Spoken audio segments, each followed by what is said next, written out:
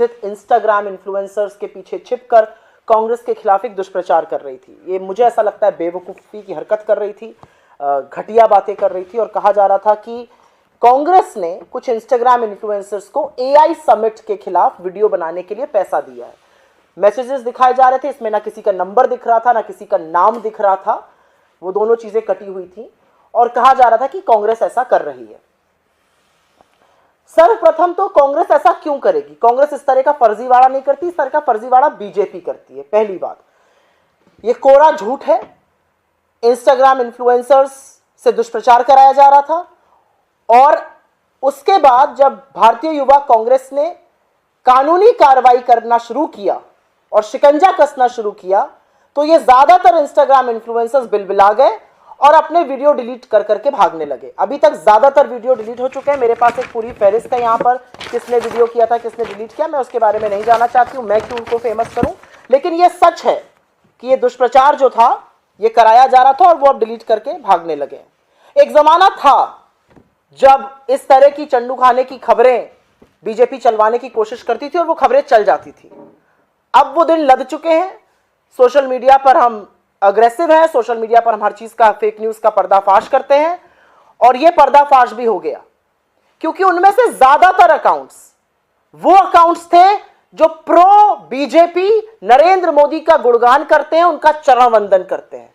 इसमें ऐसे अकाउंट थे जिनके 4-4 हजार फॉलोवर हैं। 4,000 फॉलोवर वाले अकाउंट से हमारा क्या लेना देना है? प्रो मोदी अकाउंट से हमारा क्या लेना देना है? हम किसी को कोई पैसे देके कंटेंट नहीं बनवाते हैं, ये काम आप करते हैं, इसलिए शायद आपको इसके बारे में ज्यादा पता होगा।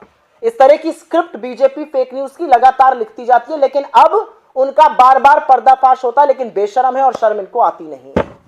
मैं आशा करती हूं आपके माध्यम से कि जिस मीडिया ने कल तथाकथित रील बनने पर बड़े डिबेट और शो किए, वो आज रील डिलीट होने पर भी शो करेंगे। क्यों ये इंस्टाग्राम इन्फ्लुएंसर्स आज वीडियो डिलीट कर रहे हैं? किसने इनसे ये वीडियो बनवाए? क्यों इन्होंने सार्वजनिक नहीं किया कि इनके पास किसके नाम से, किस नंबर से मैसेज आया? क्योंकि ऐसा कोई मैसेज कांग्रेस से नहीं आया। मैं आपको मैसेज भेजूं, उसमें आप मेरा नाम काट के किसी और के नाम से चलाने लगी।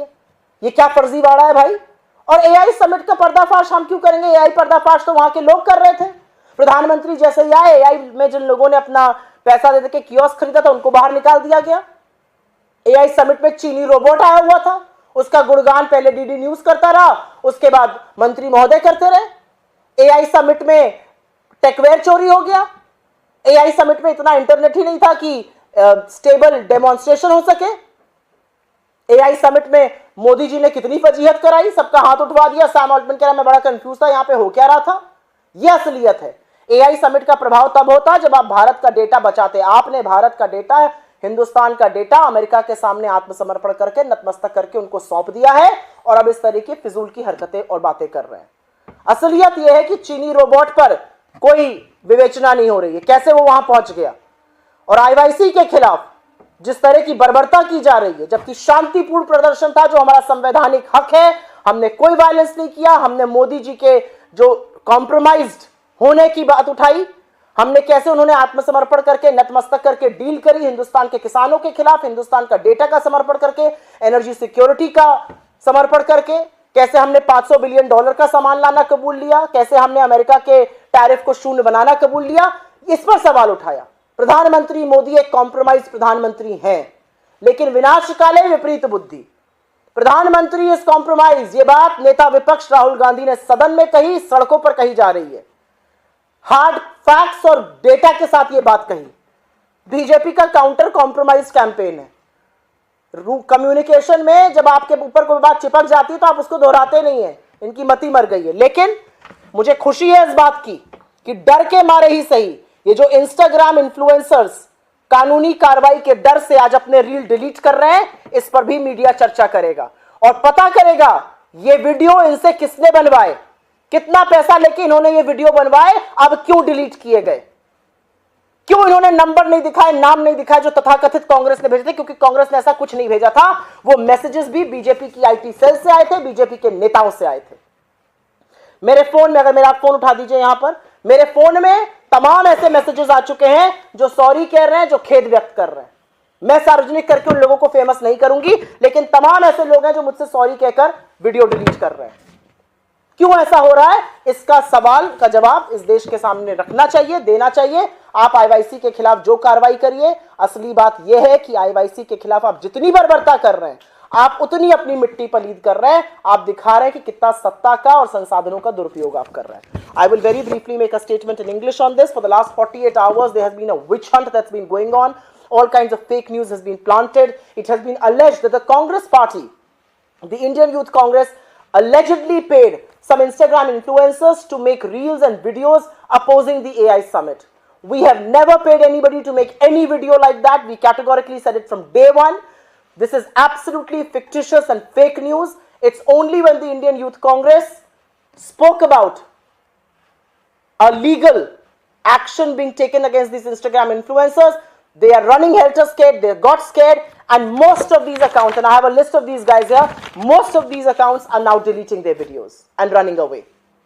Even when they were alleging that the Congress had asked them to make these videos, they never made the name of the person public, they never revealed a number, all those things were hidden.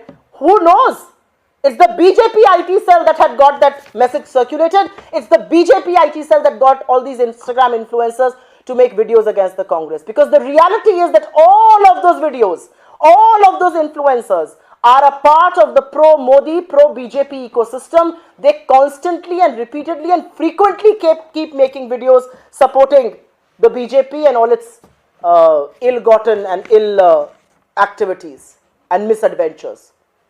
So today when they have deleted the video, I would like to ask, who got those videos made in the first place? Why did you not make public the names and numbers of people who allegedly got in contact with you? Because you have no one. This was an absolute fake news. This was an absolutely fictitious story that came out of the BJP IT cell. I very categorically want to say here that there was a time when you could get away with all this. Times have changed. The tide has turned. People in this country now know exactly what is happening. People in this country know that at the AI summit, there was absolute mismanagement. When the Prime Minister came for his photo op, people who had bought kiosks were shunted out. Techware was stolen. There was no stable internet. We got a Chinese robot at our innovation summit. What can be more shameful than that? And no, absolutely no inquiry has happened. How did the Chinese robot, how did a Korean ball, all of that make way into our own summit? And we did not say it. The entrepreneurs, the tech entrepreneurs had made all of those things public. I certainly hope that India's mainstream media that did various debates on these alleged reels being made will also debate this evening. Why have those reels got deleted? Who got them made? Who got them deleted? Where did they receive the orders to make those anti-Congress videos from? Who gave the orders from the BJP IT cell? That's all I would want to say. This is a suo moto. If you have any questions, अगर आपके इसके बारे में कोई सवाल हो तो मैं जवाब दे सकती हूँ.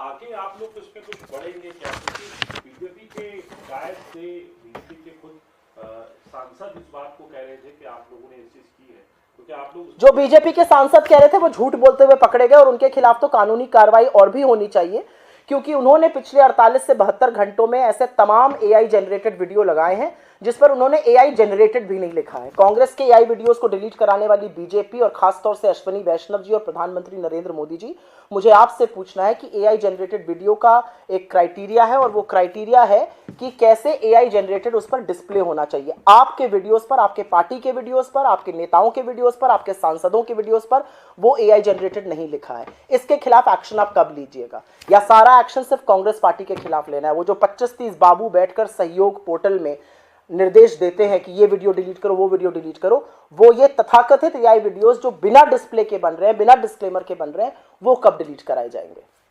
और जो भी कानूनी कार्रवाई है वो सारे रास्ते हमारे सामने खुले हुए हैं. लेकिन कानूनी कार्रवाई का नाम सुनते ही जिस तरह से इंस्टाग्राम इन्फ्लुएंसर्स ने अपनी वीडियो डिलीट करा है, दूध का दूध और पानी का पानी हो चुका है. किसने वो वीडियो बनाए थे, किसके कहने से बनाए गए, उनका सारा ट्रैक रिकॉर्ड आप देख लीजिए, उनकी सारी आप टाइमलाइन देख लीजिए. वो सिर्फ चरण वंदन के वीडियो बनाते हैं, वो सिर्फ बीजेपी के वीडियो बनाते हैं. ये कौन सी मूर्खता थी कि उन लोगों को आगे कर इस तरह का दुष्प्रचार किया जा रहा था. जी, no, only this. Thank you, बहुत बहुत धन्यवाद आपका. शुक्रिया.